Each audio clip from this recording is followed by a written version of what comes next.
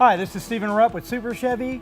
We're getting ready to do our next Week to Wicked build. This time we wanted to do a Tri-5, but we're having a really hard time finding a really clean starting car.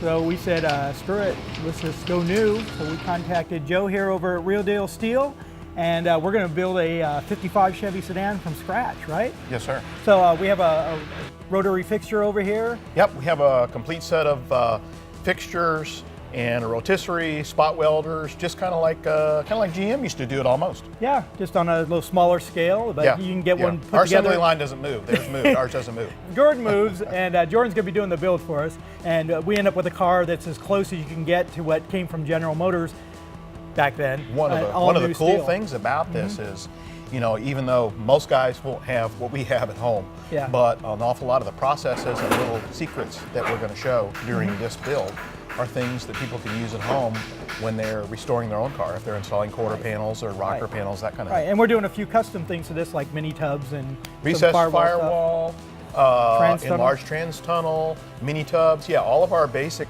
sheet metal for the entire body comes from Golden Star Classic Auto Parts. Oh, okay. Yeah. And then our recessed firewall and enlarged tub for the later model transmissions comes from Hot Rod Dynamics. Oh, nice. And the larger tunnel will let us run our bigger modern overdrive T56 and the modern automatic. Like yes, sir. Big 4L80s. And stuff. Well, we better get going. So follow along, and we're going to build ourselves a 55 sedan.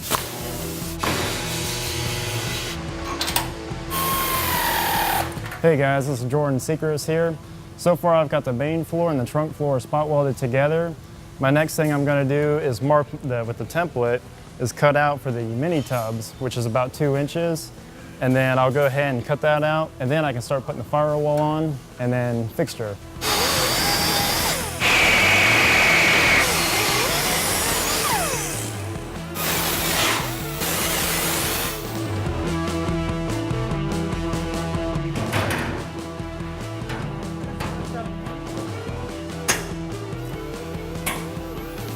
Right now I got the firewall fitted left to right, and I've got it on these pins right here, which is the same spot that the frame would bolt to.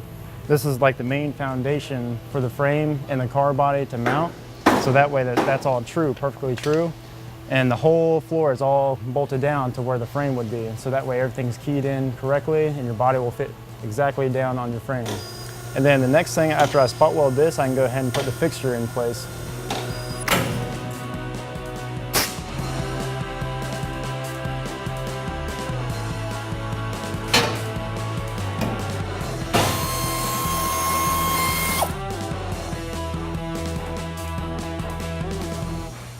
All right, right now we got the fixture in place, and as you notice, we got all these cam locks right here, which is for the roof bow. This is all up for the roof. Put these into place, and then we got the ones down here for the inner quarters. This is for the whole inner structure of the car. And for removing the fixture, we can simply just pull these cam locks back down. That way we can take the fixture out, and we're good to go. So if you're a guy at home and you don't have the fixtures like this, basically what I would do is just measure off a real car, get the best measurements you can, and then go from there. So now that the fixture's in, I can go ahead and work on the cowl shoulders and then the inner quarters. This is the crucial part of the whole car, the whole structure, shell of the car is what we like to say. That way we can go ahead and skin it and we know the structure of the car is good.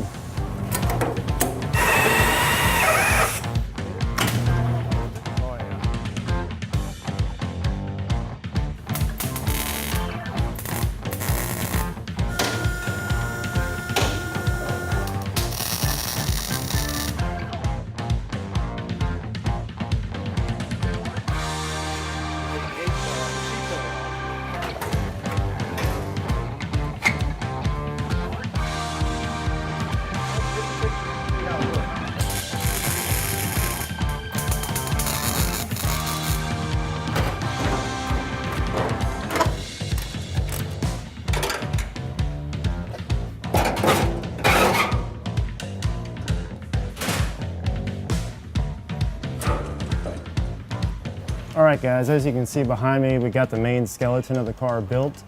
And the next thing to do is to hang the doors. And you want to make sure the door is parallel with the cowl shoulder and parallel with the bottom of the floor. And you also want to check the height of the roof bow here. So you want to kind of keep that because everything works off the door. Once we get the door fitted, we can go ahead and do the rockers and then the quarter panels.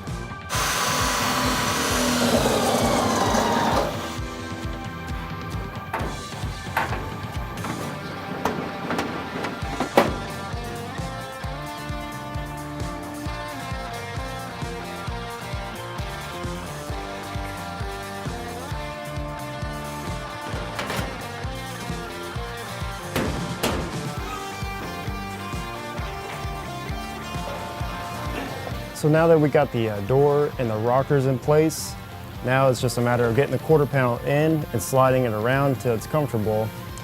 And I use this 3/16 plate here, run it down the center here, make sure I got a good gap. And I do, even on the bottom. Basically you just gotta fudge it around a little bit till you're happy. But right now this one's looking pretty good. So I'll go ahead and move on to the other side and do the same thing. Yeah.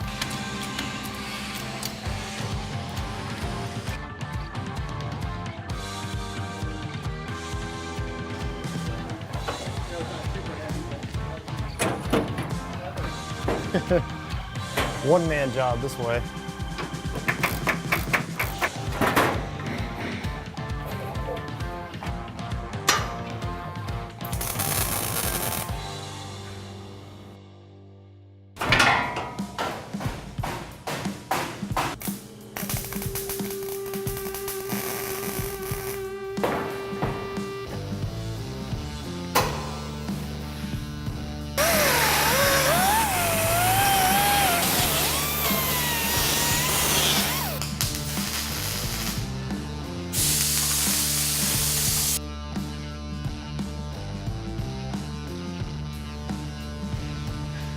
All right guys, now that I got the panels fitted on the car, I got the rubber gasket fitted nicely, and I also got the drip rails fitted. Now GM actually spot welded this in place. We're gonna go ahead and use panel bond along here because it holds really good. I can go ahead and spot weld on the front and on the back here. And once the roof skin's on here, I can go ahead and remove the fixture, then we can go ahead and move on to the next step.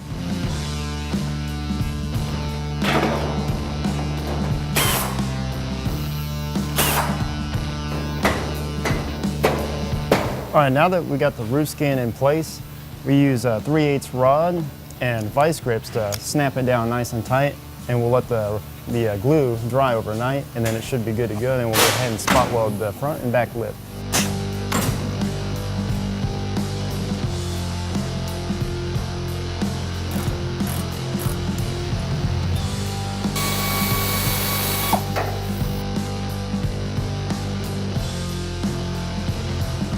All right guys, now that I got the square 1x, I like to weld this on the firewall itself. That way it keeps a nice straight shape, it keeps it from warping.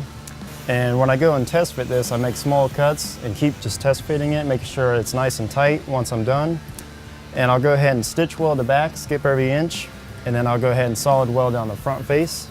And then I'll just grind it and make sure it's all good.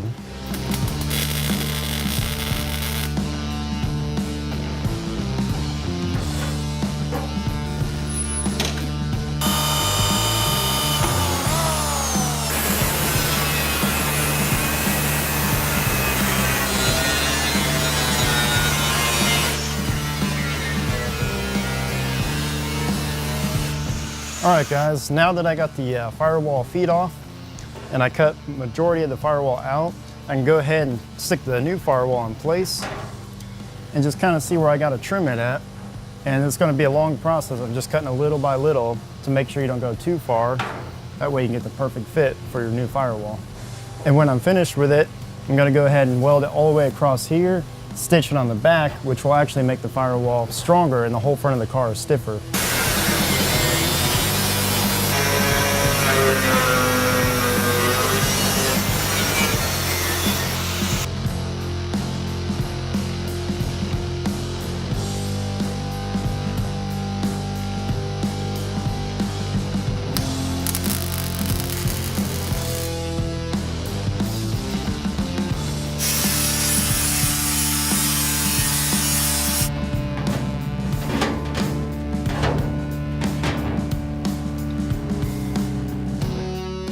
We've been here working on this 55 for almost five whole days, so about 36 hours. Typically about what, 7 days for a sedan. 7 days. We're going to be leaving here soon. You got a lot of welding left to do? Yeah, a lot of little welding, and then I still got to fit the trans tunnel and get that, fitted good before I can weld it. But pretty much the whole base of the car is just about done. But it's a car. So. I know. Yeah, 5 days ago, we had a giant pile of sheet metal from Golden Star Classic Auto Parts. And now we're looking at something we can send off to paint. And then in September, we're going to be doing the Week to Wicked on this car, where we're going to take the painted shell and turn it into a hot rod in a week.